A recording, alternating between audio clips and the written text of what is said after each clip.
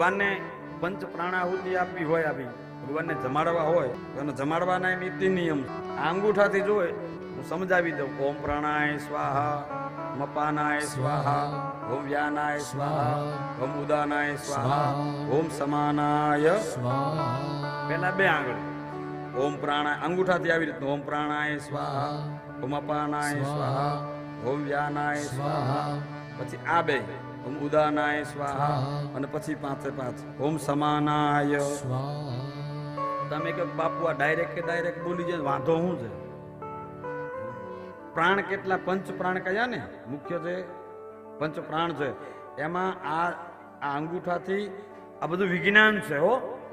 હા, એમને એમ નથી. આ બધું આ પાંચ આંગળીઓથી વારા ફરતી એક એકમાં એક એક પ્રાણ સમાયેલા છે.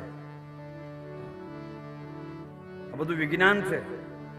સનાતન ધર્મનું એક એક જે ક્રિયા સનાતન ધર્મમાં સમજાવવામાં આવી ને, યજ્ઞ ક્રિયા હોય, પૂજા પાઠની ક્રિયા હોય, એ પ્રત્યેક ક્રિયામાં વિજ્ઞાન છે.